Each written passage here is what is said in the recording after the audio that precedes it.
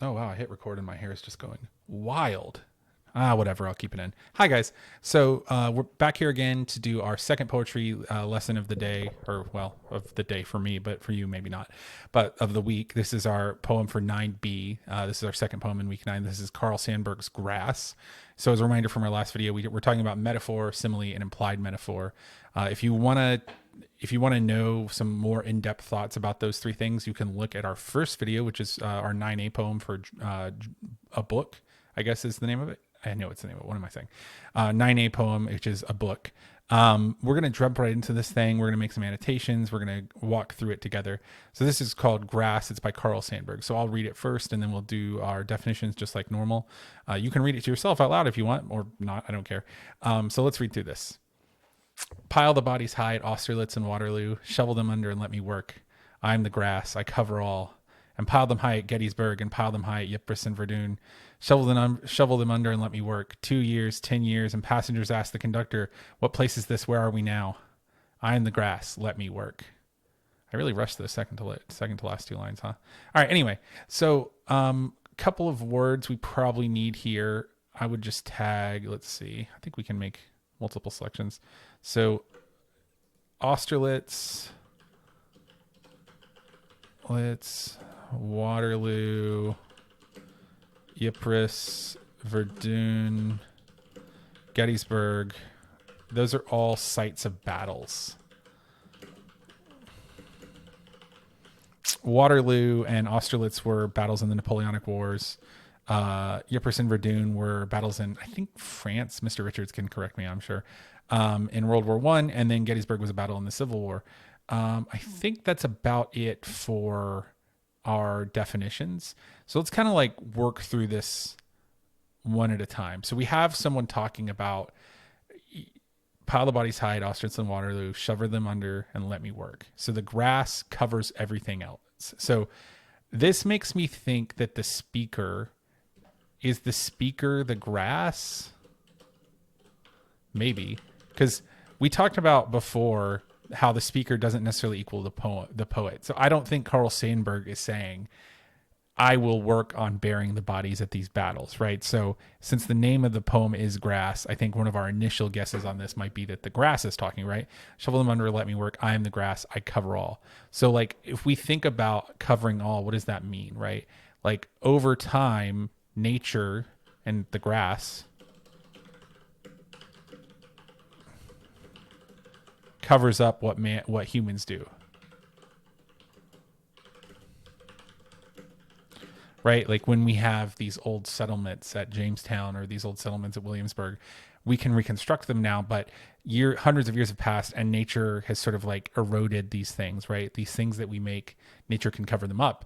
And the examples I used was of sort of bad examples of nature kind of taking away the things that man had built. But this example seems like it's more like nature can cover up or like erase eventually the bad things that humanity does, right? The deaths and the anger and the rage, right? When we say pile them high each time here, we're talking about bodies, right? The bodies of the dead from the war, right? So shovel it under, let me work. 2 years, 10 years, and the passengers ask the conductor, "What place is this? Where are we now?" Right? It's like as time passes, people forget about, I guess we could use a word like atrocities, like really bad things that have happened, right? So it's like when something bad first happens, that's all we can think of, right? I remember personally when 9/11 happened, but for you guys, most of you were born after it happened. So like it doesn't mean as much to you because of the passage of time. So I think that like if we're thinking about a theme for this poem, right? I think our initial impression would be, well, the grass is the speaker, right? So what that means is that we have to have, okay, there we go. Sometimes it's not very good at showing these comments. I'm sorry. Sometimes that means that like the topic has to be nature, but I think that, yeah, a topic could be nature, right? We say, when we talk about our themes, we talk about how you get the 1 or 2 word topics and then you say, okay, what is the what is the author saying about those topics in a complete declarative third person sentence, and that equals theme. So if we say the topic might equal nature, I think that's true, but I also think sort of what we're getting at here is the topic could equal time, because it's not just that nature erases these atrocities, it's that over time nature erases them. So if we think about, okay, so what is he saying then? Because, when we have a theme, what we're trying to say is like, what is the author saying about the way the world works? He's making a statement about the way the world works, not about this particular thing, but universally the way the world works. So if I'm looking at this, what this makes me think of is that, like, the idea that it's easy for us to forget the bad things that happen. Like, we keep repeating these mistakes over and over again. Like Austerlitz, Waterloo, Verdun, Ypres, Gettysburg. These were battles that were happening hundreds of years apart, but they keep on happening because people forget about them.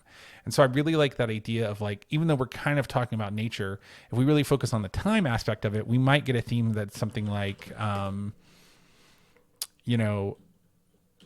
over time, humans forget about the atrocities of previous generations, right? Or we don't even really have to say atrocities. We could say, like, mistakes, right? More generally, I hate to make everything about the situation that we're currently in, but a lot of the ways that we've handled the pandemic that's currently going on, they were ways that we also had to handle during, like, a flu outbreak in 1918. And I'm not sure that, like, as a society that we really learned all the lessons that we should have learned in 1918. And now here we are, like, 102 years later, and a lot of us are repeating those same mistakes, right? Misinformation and blaming people and acting like it's not real. Those were all things that were happening in 1918 when this flu epidemic was killing thousands and thousands of people. And I think that's kind of a theme that this poem is getting at, is that, like, as time goes by, we forget the cost of things like war, right? When America was finished with Vietnam, right, there was this throughout American society, there was a lot of, like, people hated war. They were so tired of it. All these young men had died for no reason, right? Or that was the feeling at the time. And there was this idea of, like, America's getting out of the war business, right? And then we're 20 years later, going on from the 70s all the way to the 90s, we get re-involved in this war in the Middle East, right? The first Gulf War. And then another 10 years later, we get re-involved in another Gulf War. And then we get involved in Afghanistan and all these places in Syria. And I'm not really trying to make a statement about how the way war works, but what I am saying objectively, right? I'm not saying that those wars are good or bad. What I'm saying is that we have continued to forget the lessons that our previous generations learned from the things that they've done, right? Like, everybody's always tired of war at the end of a war, but then 10 or 15 years later, we forget about it and another war kicks back up. That's kind of something that history has shown us, right? That's a theme that can be accessed in this text. So yeah, this one's a little bit shorter because I didn't have to spend 5 minutes giving you all the terms. I would think that this would be a poem where you could also make some comments about tone, right? I think mood is one that you could probably make some comments about on here. I'd like you to do a little bit of the work on your own and not just copy down what I have to say. I would encourage you, in preparation for the quiz that will be come out around Tuesday and be due on Friday, that you be looking at both your previous notes and at the annotations I've given you to add some more notes to this. So this has been Poetry Lesson 9B. I appreciate you guys getting on here and filling this out. I'm going to leave this paused. Oh, let me move this. Boop. I'm going to leave this paused for a little bit more so that we can get all of these notes, if we haven't, over here, our annotations. And I look forward to talking to you soon.